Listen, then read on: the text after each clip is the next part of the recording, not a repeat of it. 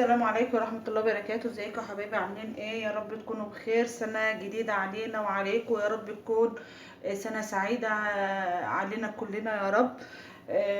وربنا يا رب كده ييسر الأمور للجميع، وتكون سنة جديدة علينا وتقعد علينا بالصحة يا رب وبالفرج، وربنا يفرح الناس كلها. انا قلت ايه انا هعمل النهارده يا حبايبي. العيش الشامي بتاعنا، اللي هو العيش الصغير الشامي ده اللي بيتباع في المحلات. فانا عملته، قلت احب اعمل الفيديو برضه واوريكم تعرفوا الطريقه بتتعمل ازاي. هي سهله خالص، مفيهوش اي حاجه. هو المكونات بتاعته عباره عن دقيق وملح وسكر وخميره وكوبايه ميه. نسمي الله ونقول بسم الله الرحمن الرحيم، توكلنا على الله. بصوا يا حبايبي بقى، هي معلقه خميره كبيره وشويه ملح وشويه سكر، على دولت 5 كوبايات من الدقيق. هنحط عليهم المكونات ديت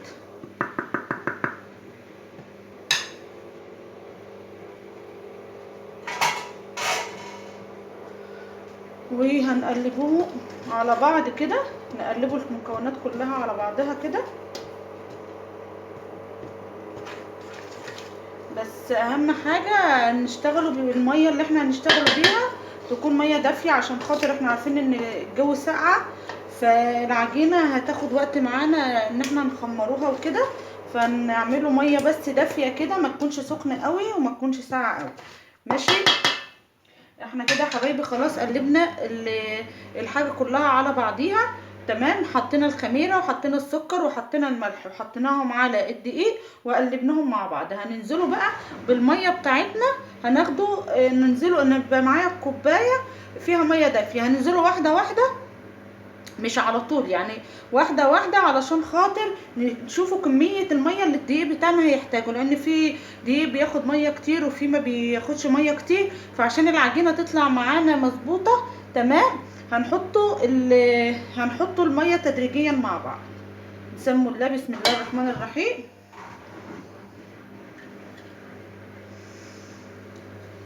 هنفضل نعمله كده لحد ما نشوف الدقيق معانا هيبقى شكله ايه. بس اهم حاجه يكون الميه زي ما قلت لكم ميه دافيه، عشان خاطر العجينه تخمر معانا يا حبايبي على طول. هننزله ببقيه كميه الكوبايه. طريقه سهله وما فيهاش اي تعب، وبتوفر معاكم كتير، وحاجه نظيفه وانتوا ضامنين شغلكم فيها وسهله. وهنعملوها برضو في الفرن بتاع البوتاجاز مع بعض، مش هتاخد حاجه. وممكن في ناس بيعملوها برضو في الطاسه بتاعه الطاسه، اي طاسه عندك بتاعه كريب، طاسه سيراميك تيفال، بتاع جرانيت. اهم حاجه ان بس ايه ما تلزقش. بس احنا كده هنعوزه شويه ميه كمان يا حبايبي. هزود لها شويه ميه عشان هي لسه ناشفه معايا برضو تدريجيا، مش هكتر، شويه شويه كده لحد ما الاقيها بقت كويسه ومسكت معايا. متنسوش اللايك والاشتراك في القناه عشان تكبروا القناه بتاعه ام حنين، عشان يوصل لكم كل جديد يا حبايب قلبي. ما تبخلوش علينا باللايك والاشتراك في القناه.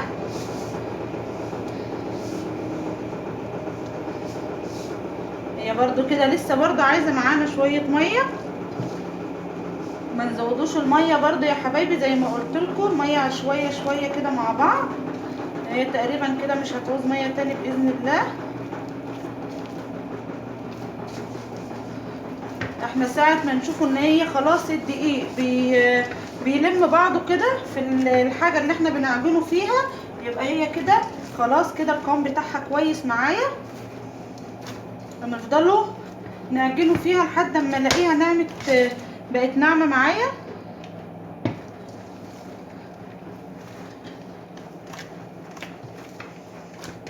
بصوا يا حبايبي، يعني انا هزودها حاجه بسيطه بس كده، بس كده.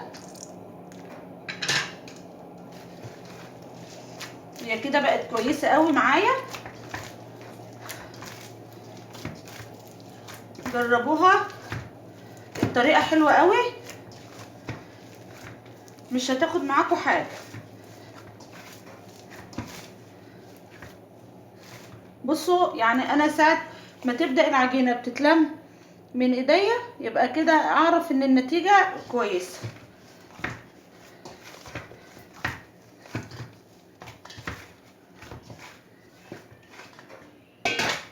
هنحطها هنا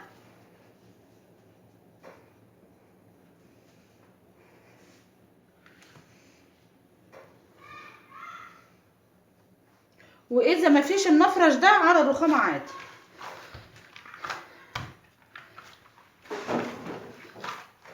بس يعني انا كده بملكها اكتر.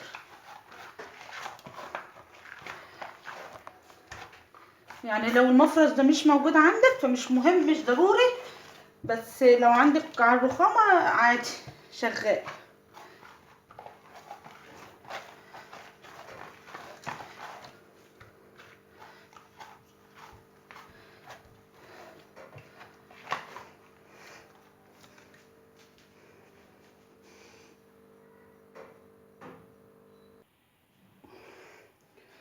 وكده يا حبايبي كده خلاص كده العجينة بقت حلوة كده معانا يا حبايبي. ماشي، هو ده القوام اللي انا عايزاه. هي كانت محتاجة شوية مية وانا حطيت لها شوية المية. بصوا بصوا انا عايزاها كده، ان هو ده القوام ايه بتاع العجينة ايه اللي انا عايزاه. تمام اهي يا حبايبي كده العجينة معانا 100%. هنحطوها بقى في حاجة ونغطوها بكيس ونص ساعة، وانا مولعة الفرن علشان يسخن، عشان احط فيها العجينة عشان تخمر معايا على طول. هحطها تخمر وهاجي اقول لكم انا هعمل فيها ايه.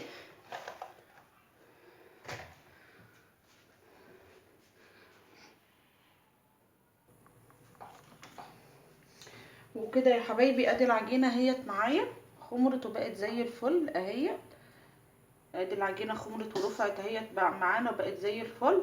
تعالوا بقى هنقطعوها مع بعض وهوريكم اقطعها ازاي. احنا كده بس هنهبطه.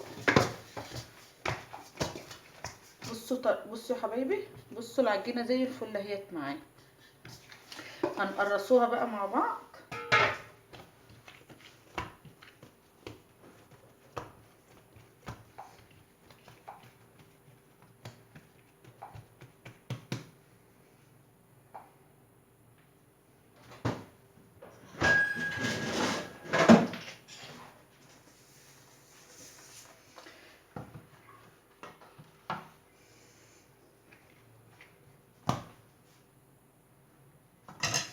بصوا هنجيبوا بقى طبق او صينيه اي حاجه كبيره عشان نقرصوا فيها ونعصوها شويه من الدقيق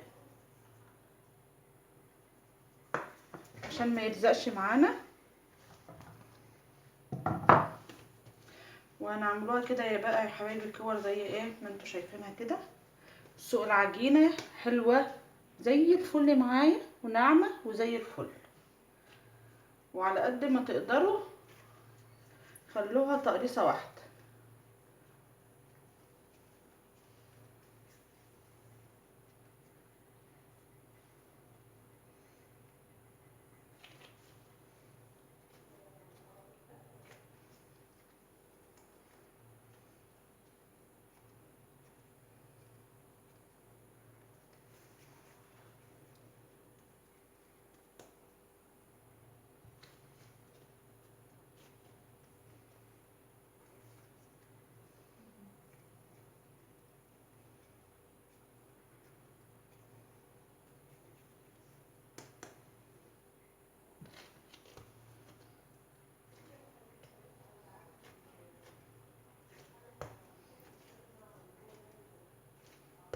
ما شاء الله العجينه جميله يا حبايبي اهيت معانا.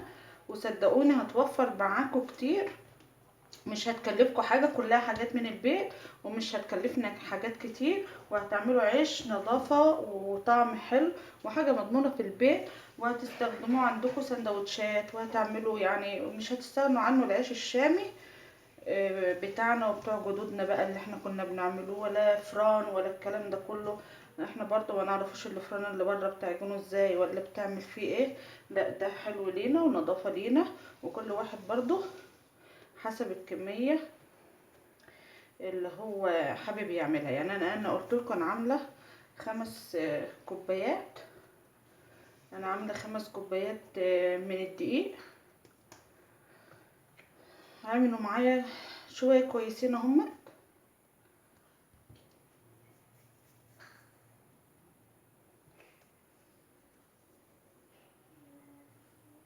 ولو انتوا لقيتوا يعني في تقريصه كبيره في تقريصه صغيره، انتوا بايدكم بقى هتسووها.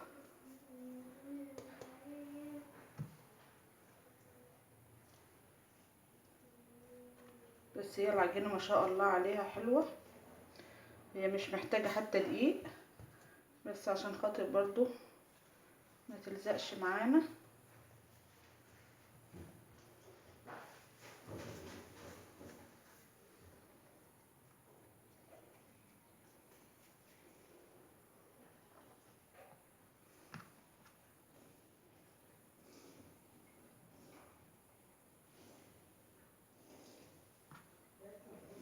ودول يا حبايبي هما ادي كميه العجينه طلعت معايا دولت هما. هسيبها تريح شويه وهاجي اوريكم هبططها ازاي.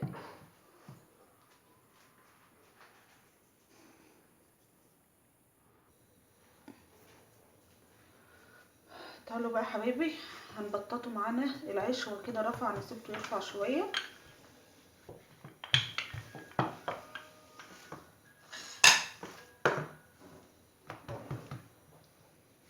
احنا هنعصه دقيق، هنعصر دقيق من فوق ومن تحت، وعلى قد ما نقدر نخلي سمك الرغيف كله زي بعضه.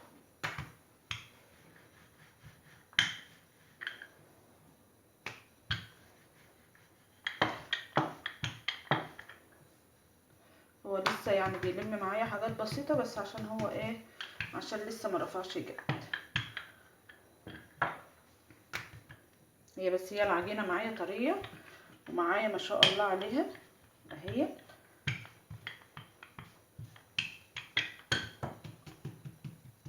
هو كده السمك ده كويس قوي.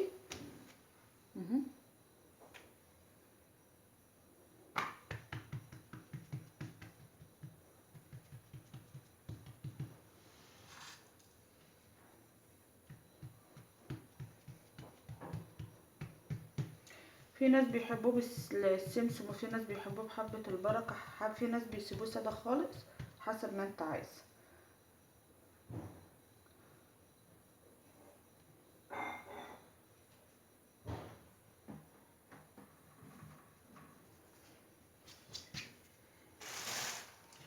وبصوا يا حبايبي برضو يعني انا هنا انا مغطياه بكيسة علشان خاطر يفضل طري، عشان ما ينشفش معانا ويفضل طري.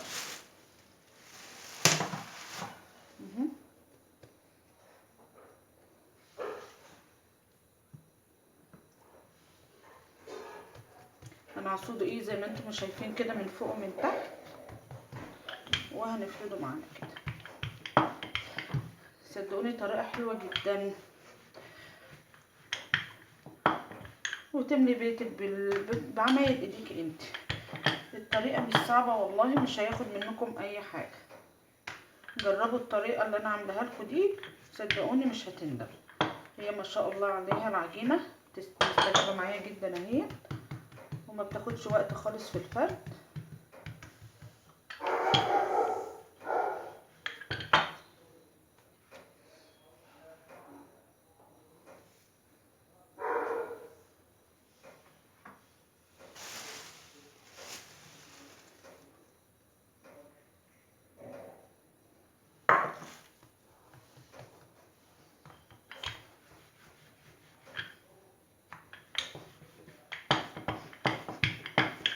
صدقوني جربوها مش هتندموا. متنسوش اللايك بقى والاشتراك في القناة لأم حنين عشان يوصلكوا كل جديد. واذا الفيديو عجبكم اكتبولي، تعملوا منها سندوتشات وتعملوها وتشيلوه في الفريزر يا جماعه، وتطلعوه وتسخنوه ويفك من التلاجة وتسخنوه، بيبقى حلو جميل جدا. ولو انتوا حابين ان انتوا تكبروا عن الطريقه ديت حسب ما انتوا عايزين، يعني انا عاملاه صغير كده علشان خاطر انا بعمله سندوتشات زي العيش اللي احنا بنجيبوه من المطاعم بتاع الفول والطعميه.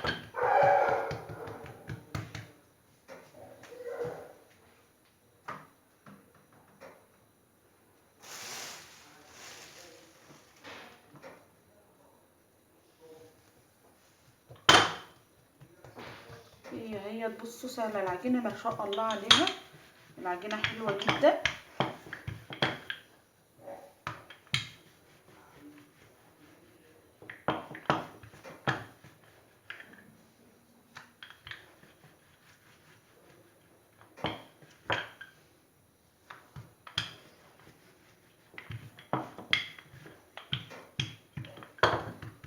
زي ما قلت لكم يا حبايبي، خلوا سمك العجينه مش رفيعه قوي ولا تخينه قوي، السمك بتاع العجينه يبقى كويس زي ما انتم شايفينه كده.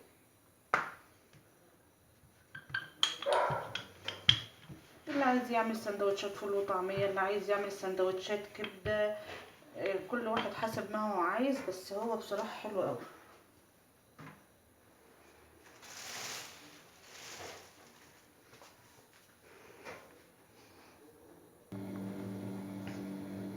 بصوا يا حبايبي، انا حطيتها دلوقتي في الصاج هنا بتاع الفرن على قد ما خد معايا، وهحطها في الفرن وهنشوف النتيجه مع بعض.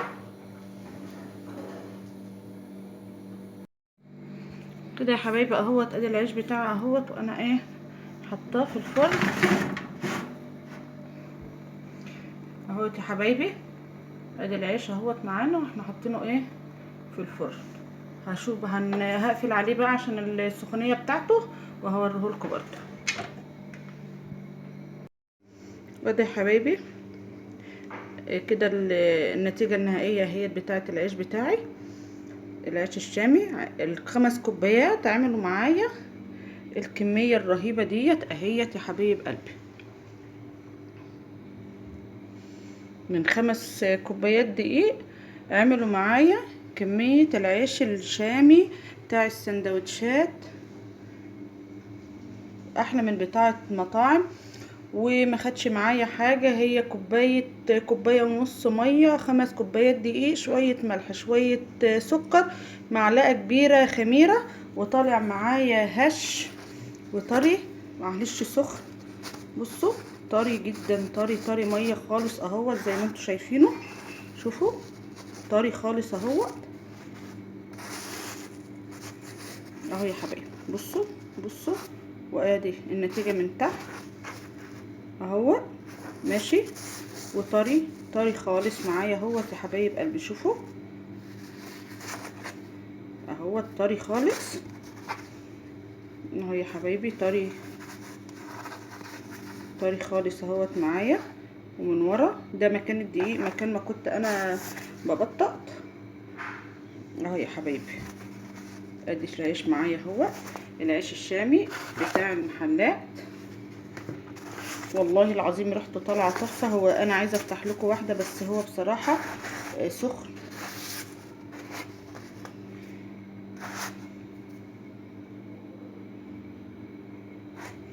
يا رب يكون طريقه العيش الشامي بتاع ام حنين عجبتكم، جربوها صدقوني حلوه جدا.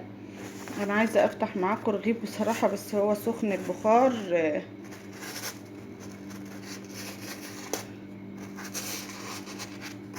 بصوا يا حبايبي اهو